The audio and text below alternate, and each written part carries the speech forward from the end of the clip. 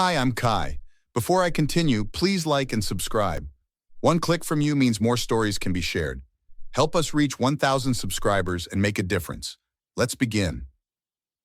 3 years ago, I joined Derek's company, Apex Tech.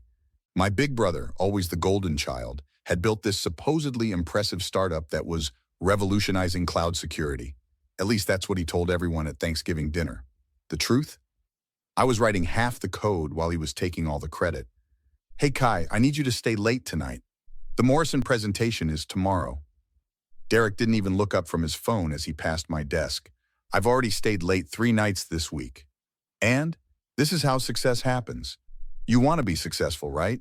Or do you want to keep living in that crappy apartment? That was my brother, always the motivator.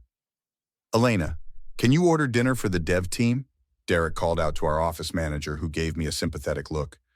Elena stopped by my desk after he left. Your brother's something else.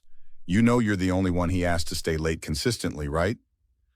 Family privilege, I guess, I said, typing furiously. More like family exploitation, she whispered. The Morrison client was huge, potentially worth millions. I'd been developing a security algorithm that could detect intrusions before they happened, not just after. It was innovative stuff, something I'd been conceptualizing since college. This looks amazing, Marcus said, looking over my shoulder. He was another developer and probably my only real friend at Apex. Did you seriously code this yourself? Yeah, Derek gave me the opportunity 3 weeks ago. You mean the opportunity to make him look good tomorrow? I shrugged. Something like that. The next day, I watched from the back of the conference room as Derek presented my work. As you can see, my algorithm utilizes predictive analytics to identify potential security breaches before they occur. My algorithm. Mine. Impressive presentation, Derek, said Sophia from Venture Capital Partners. She managed relationships with our investors. This could change everything for Apex. Your brother's really smart, whispered Vanessa, who was standing next to me. She was dating Derek and worked in marketing. Must run in the family, huh? Something like that, I muttered. We landed the Morrison contract. The office celebrated that night, champagne flowing freely. Derek stood on a desk, glass raised. To innovation, to Apex, to success. Everyone cheered. I sipped my champagne quietly in the corner. Later that night, I forgot my jacket and went back to the office. That's when I heard voices from the conference room. The board is extremely impressed with your technical innovations, Derek, Sophia was saying, especially the Morrison solution. They're talking about fast-tracking the IPO. I've always had a vision for where security tech needed to go, my brother replied smoothly. I peeked through the gap in the door. Derek was showing a presentation to Sophia and 2 board members I recognized from photos. And this new project, Derek continued, clicking to the next slide. This will revolutionize how we approach network security. My heart stopped. On the screen was my development roadmap, projects I'd been working on in my spare time, ideas I'd mentioned to Derek in passing, all presented as his brainchild. My hands clenched into fists. This wasn't just taking credit for one project. My brother was systematically stealing my entire future. I couldn't sleep that night. By morning, I'd made up my mind to confront Derek about stealing my ideas. I marched into his office, but he barely looked up from his computer. The Morrison team wants to discuss implementation. I'll handle it. But I designed the system. I should be there to explain. We've been over this, Kai. You're not client-facing material yet. Derek finally looked at me, his expression hard. Your job is to write code, not schmooze clients. Over the next few weeks, I was systematically cut out of every important meeting. When the Morrison team came for their kickoff, I wasn't invited. When investors visited, I was assigned urgent bug fixes that kept me at my desk. Did you see the company-wide email? Marcus asked, rolling his chair over to my desk. What email? Derek announced the new development team leads. Everyone got promoted except you. I pulled up my inbox, and there it was. A cheerful announcement about recognizing talent with my name conspicuously absent. Maybe he didn't want it to look like nepotism, I said, not believing it myself. Nepotism would be promoting you unfairly, not holding you back when you clearly deserve recognition, Marcus replied.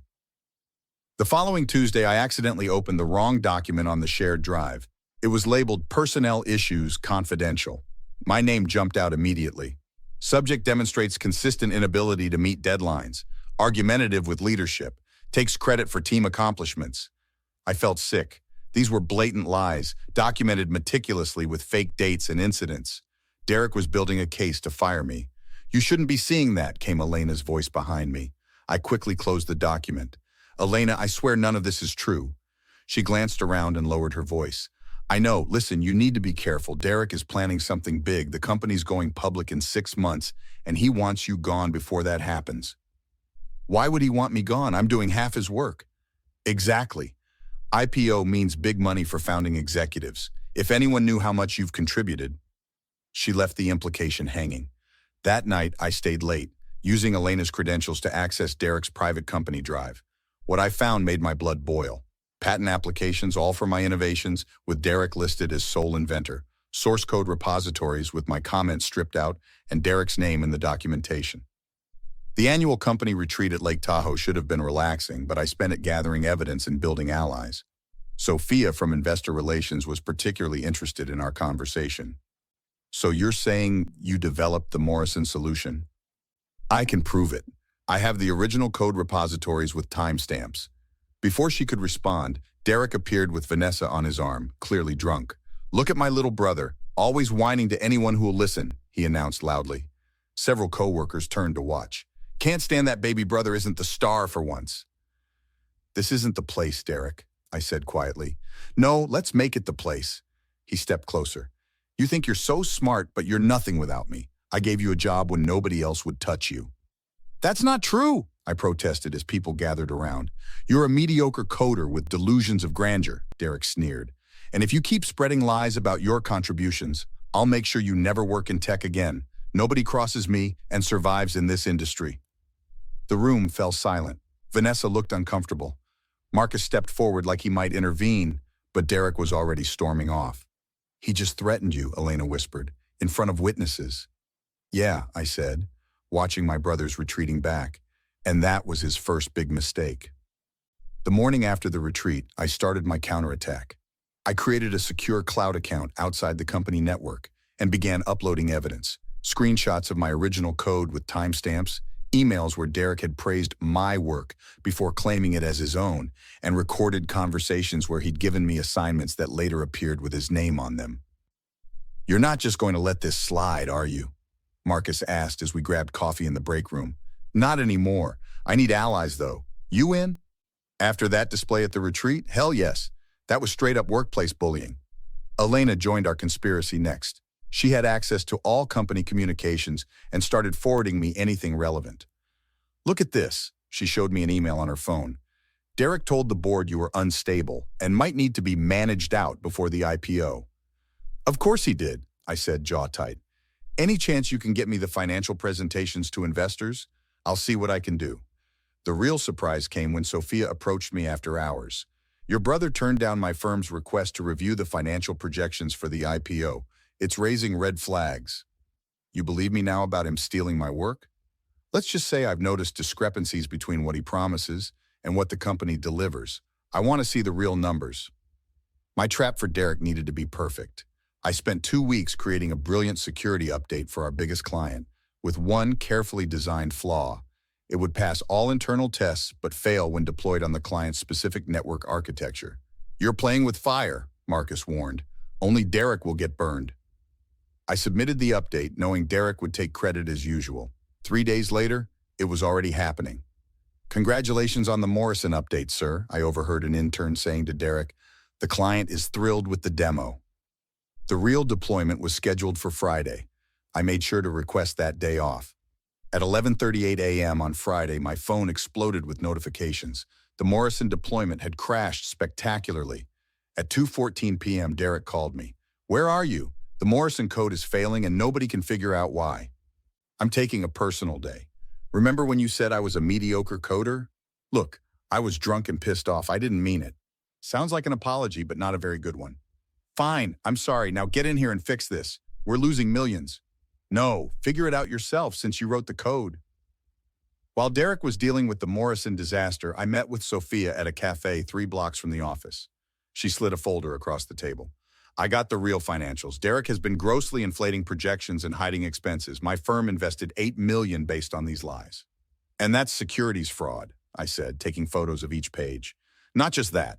He's been using investor money to fund a lavish lifestyle. That Ferrari, the house in Napa, all funded with investor cash through a shell company? The final piece clicked into place. Derek hadn't just stolen my intellectual property, he'd built his entire empire on lies, and I now had proof of all of it. Tomorrow, I said, we take this to the board.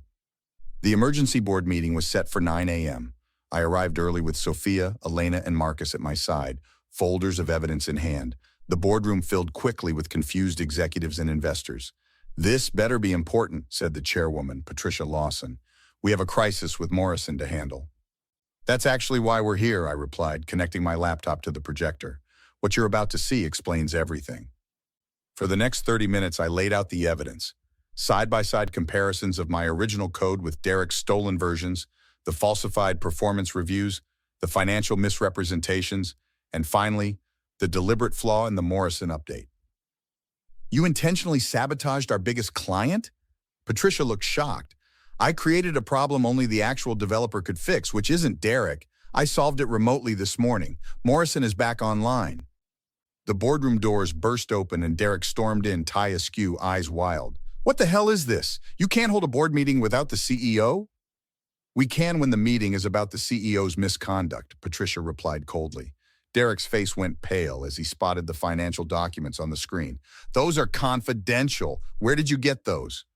"From me," Sophia stood up. "My firm doesn't appreciate being defrauded of $8 million. "This is all a misunderstanding," Derek laughed nervously. "My brother's always been jealous." "Save it," Patricia cut him off. "The evidence is overwhelming. Derek Walker, you're immediately removed as CEO of Apex Technologies." Security escorted Derek from the building while he shouted threats. Outside, I spotted Vanessa watching from her car. "He lied to all of us," I said as she rolled down her window. "Not just about the company, everything." She handed me a box. "His apartment key. Tell him, actually, don't tell him anything." The next few weeks were a whirlwind. The board appointed me interim CTO while they searched for a new CEO. The SEC opened an investigation into Derek's financial fraud. 3 patent attorneys worked to correct the intellectual property registrations. "You could press criminal charges for identity theft," Marcus suggested, as we redesigned the company structure. "The SEC will handle the punishment. I'm focused on rebuilding." 1 month later, Patricia called me to her office. "The board has decided. We want you as CEO." "Me? I'm a developer, not a..." "You're the only one who truly understands what this company is built on. We're changing the name too, Walker Technologies." I stopped breathing for a moment. "My last name. Your company now." 6 months passed in a blur of reorganization, rebranding, and rebuilding client trust. I occasionally heard updates about Derek through the grapevine, his assets frozen, his reputation in tatters, his legal bills mounting. Then came the day of the headquarters unveiling. Hundreds gathered outside our new building in downtown San Francisco. Elena, now COO, stood beside me. Marcus headed our expanded development team. Sophia's firm had doubled their investment. "Ready?" Elena asked. I nodded, and the covers dropped from the massive sign above the entrance. Walker Technologies in gleaming letters, with Kai Walker, founder, engraved on the cornerstone. As cameras flashed, I caught a glimpse of a familiar figure across the street. Derek, watching from the shadows, unshaven and diminished. Our eyes met briefly. I didn't smile, I didn't need to. The building with my name said everything. What would you do if you were in Kai's position? Would you have pursued complete revenge like he did? Or would you have shown mercy to your brother once he started losing everything? Is cutting all ties with toxic family members who betrayed you the right move? Or is there value in forgiveness even after extreme betrayal? Share your thoughts in the comments below. We'd love to hear your perspective on family loyalty versus self-preservation. If you enjoyed this story of justice served cold, please hit the like button and subscribe to our channel for more compelling revenge stories. Each subscription helps us create more content like this.